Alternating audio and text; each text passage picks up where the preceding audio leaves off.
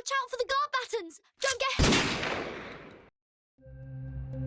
The role of children is a topic that has been deeply explored throughout fiction for as long as time can remember. In more lighthearted stories, children are often used as comedic tools to act dumb or annoy other characters with their wittiness to elevate the mood. In more serious stories, they are portrayed as helpless, unable to fend for themselves, and are some of the biggest victims of a society filled with moral and philosophical shortcomings. There is also an intrinsic tragedy in an unfit environment that forces kids to grow up too fast, losing their childhood innocence in the struggle to survive. Of course, stories can incorporate both of these effects to showcase different moods at the different times. But the point is, the inclusion of children is critical for developing emotions or mood in many works through the simple fact that everyone likes children or tolerates them to an extent. If an adult says something really stupid to you, you'd be tempted to beat them up. However, if a child said the same thing, you wouldn't feel that way, or at least you hopefully wouldn't act out on that feeling. It is rare to read or watch something these days that doesn't have any mention of children whatsoever. From popular movies like those from the Marvel series to TV shows like The Boys, even if children aren't the main focus, they're still shown or mentioned in one shape or form. Even Homer's Odyssey from roughly 2,700 years ago mentions Odysseus and Penelope's son, who embarks on a journey to search for his father. But why do children make such a debut in so many forms of media? Well, first off, the obvious answer is that everyone is or was a child at one point. And I know this sounds kind of obvious, like, duh, that's just how the life of a human progresses. But what I mean is that children are often used to show how characters change or have changed over the course of the story. An analogy I like to make is that the mental psyche is akin to a canvas, and each individual is the artist painting their life experiences onto it. When we are born, our canvases are entirely blank. As we grow older and the canvases fill up, each individual stroke will have less impact on the overall picture. But while we are still children, the smallest of events could greatly shape who we become in the future. Also, children are usually stupid. They're stupid not because they'll remain stupid forever, but because they haven't had the chance to gain life experience or learn many things. If you want to highlight a young character's inexperience and the maturity of another character, or conversely, the childishness of an older character, the best way to do so is to pair them up with a grown-ass adult.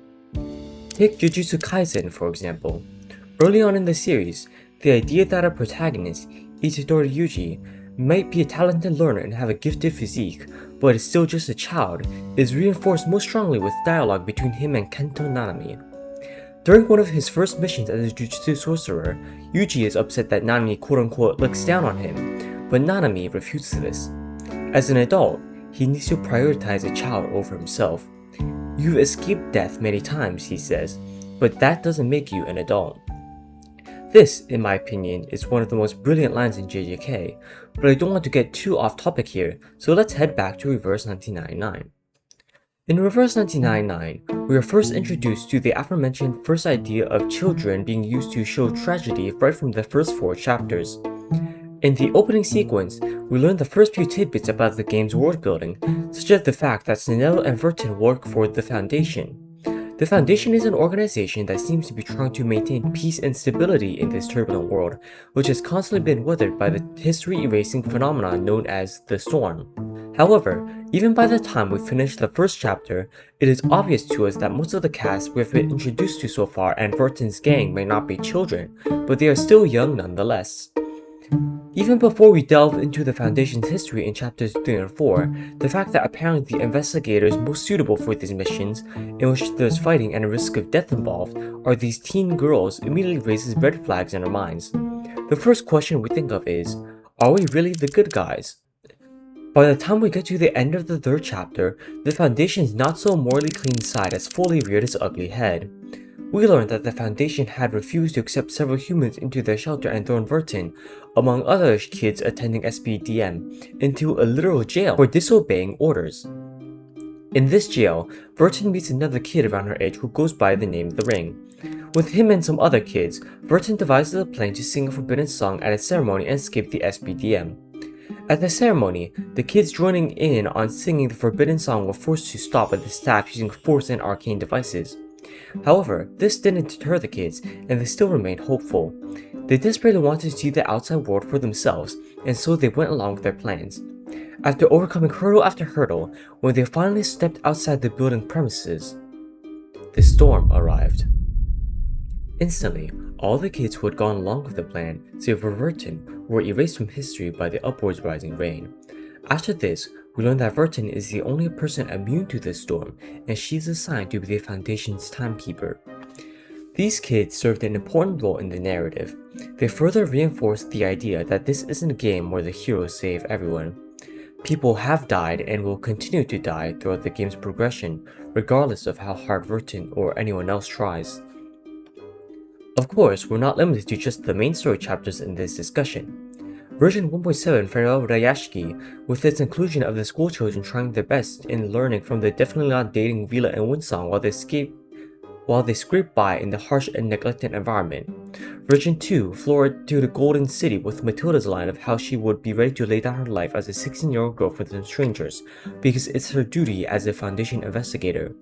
Version 2.3 Chronicles of Uluru, London Dawning, and the curious girl named Flutterpage who keeps pestering Willow, who, at this point, is basically her adopted mother. Version 2.5 Shuren in Chinatown, in Liang Ye's lonely past, with none of the other kids wanting to be around her. And my favorite example, Version 2.7 Cosmic Overture, Akiparina's tragic backstory of being abandoned by her parents and finding a new family with the Utrinaya circus troupe, before once again having to leave it all behind once the storm arrived and washed everything away. However, if I wanted to get into everything that Reverse 1999 has to offer regarding this current topic, I would never get this video out on time. I suggest you all read through the event stories and main stories again, while keeping the usage of children in mind. This is definitely not me trying to avoid having to do more work for this video, so don't think too deeply about it.